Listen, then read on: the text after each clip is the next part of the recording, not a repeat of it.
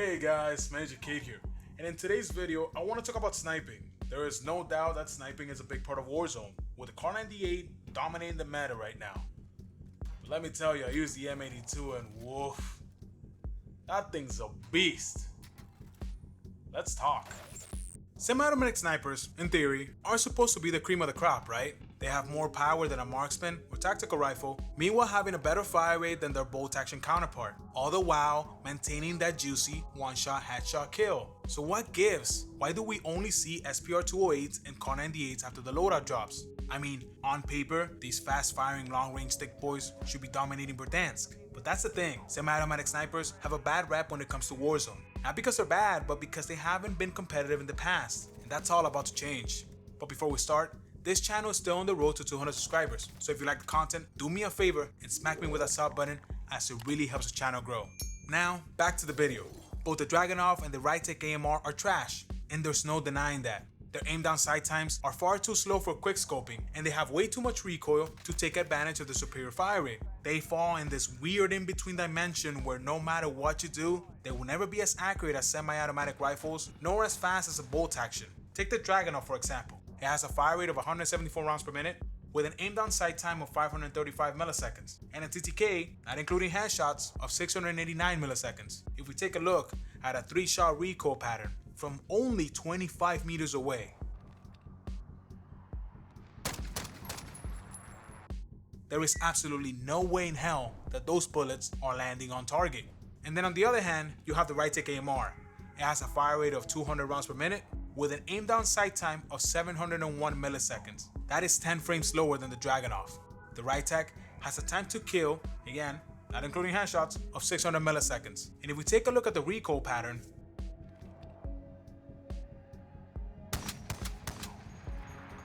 one shot in, and you might as well be aiming at God. The Recoil, even though being a DLC weapon, is worse than the Dragunov in every single way possible. It has less ammo, a slower aim down sight time, higher recoil, with the only saving grace being the fact that it has a slight boost in rate of fire. And I know what you're thinking, but Cade, what about the explosive rounds? Well, Bobby, we're not gonna talk about that because we're not scumbags here at the Double Tap Show. However, when we add the M82 into the conversation, the discussion starts to take a turn. The M82 has a fire rate of 180 rounds per minute, sitting between the Recoil and the Dragunov. The M82 has an aim down sight time of 700 milliseconds, exactly 1 millisecond faster than the Recoil. And it comes in with a time to kill of 666 milliseconds. But when we look at the M82's recoil pattern, that's when the narrative really starts to change. The base M82 is accurate. I mean, extremely accurate. But let's take it a step further and build some classes. Because reality of it is, you're not dropping in Verdansk without attachments. Let's say you want to make the Dragunov more accurate. Well, there's really only one attachment for that. The 660mm extended barrel.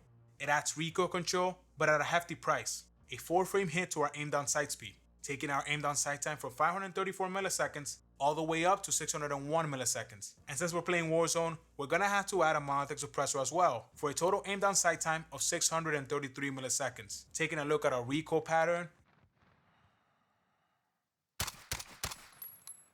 and it really hasn't changed all that much. It's gonna take some manual recoil control on the player's end to land those shots. Taking a look at the Recoil, and it has more options when it comes to recoil control, with the best one being the XRK Harbinger barrel. But there's a little caveat to this piece of plumbing. A decrease in bullet velocity, a decrease in movement speed, and a massive, and I mean massive, 14 frame reduction to our aim down sight time, coming in at an outstanding 934 milliseconds, and that is just ridiculous. But that's not all. It also blocks the muzzle attachment slot, so we can't add a suppressor. Therefore, this barrel is a no-go. The other option is the FTAC 7 straight barrel, increasing our recoil control, but coming in at a 5-frame hit to our aim down sight time. Adding a suppressor, and you are already looking at an 830 millisecond aim down sight time. To put into perspective, that is almost a full second just to bring the gun up. And when we look at the recoil pattern, it's a bit better, but is it worth that near 1 second aim down sight time? Because I personally don't think so. I mean, guns like the FFAR-1 can kill in just under 500 milliseconds, meaning that an FFAR-1 can kill you twice over before you can even bring this gun up. And if we take a look at the M82, with the field agent grip and the wrap suppressor for maximum recoil, they don't hurt our aim down sight time by a noticeable amount. Taking a look at our new recoil pattern. It's a bit better, but not by much. So let's finish these classes up now. The Dragunov with the TAC laser and the F-TAC Stalker Scout stock. Wow, that is a tongue twister. We'll shave 3 frames from our total aim down sight time, taking us from the previously stated 633 milliseconds down to 585 milliseconds. The Rytec, with the exact same treatment of the TAC laser and the TAC wrap stock, comes in at 765 milliseconds. Looking at the M82, and we have some room to play here. Since our barrels are not connected to our recoil control, we can add the 20.6 inch rapid fire barrel for an increasing fire rate from 180 rounds per minute to 200 rounds per minute to bring it up to par with the Rytec. This will also decrease our time to kill from 666 milliseconds all the way down to 600 milliseconds. And adding one single attachment, literally just one, the airborne elastic wrap, will reduce our aim down sight time from 700 milliseconds down to 630 milliseconds. And if you're looking for my personal M82 class setup, here's what I like rolling with: the wrap suppressor, the 20.6 inch rapid fire barrel, the field agent grip, the airborne elastic wrap, and the axial arms 3 times for a good balance between mid and long range engagements. So what's this gun useful for really? Well, it's a true DMR. You can actually lay down suppressive fire and assist snipers at long range. You can also engage enemies at ranges most assault rifles can't, while still keeping an amazing one-shot headshot kill potential. In my opinion, the M82 is a true DMR, instead of a semi-automatic assault rifle like what we see with the DMR-14 and the FAL for example. It can take out enemies in just 3 shots, with a time to kill of 600 milliseconds. It's more forgiving than say a Kar98, and if you're accurate, you can take out enemies out with a single headshot. And if you miss, your follow-up shot is usually not far behind. The M82 is a good weapon for that person who is not as accurate as a sweaty, CDL watching, G Fuel drinking Bobby. And there's nothing wrong with that. This gun allows for more room for error and faster follow-up shots. And you can always use the built-in sniper scope and free up an attachment slot to tweak it whichever way you want, like adding the 9-round mags for example. I don't know about you guys, but I kinda messed around with the sniper and I fell in love. In my personal opinion, I don't know why it's not used all that much in Warzone. It's a great weapon.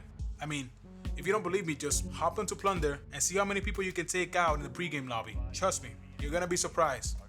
But now, it's time for me to hear from you guys. What do you think about the M82 sniper? And will you give it another shot after watching this video? Let me know down in the comment section below. Again, we're on the road to 200 subscribers. And if you would like to join the crew, smack me with that sub button because I would love to have you.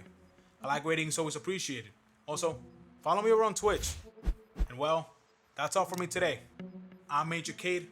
I thank you for watching, and I'll see you guys next time.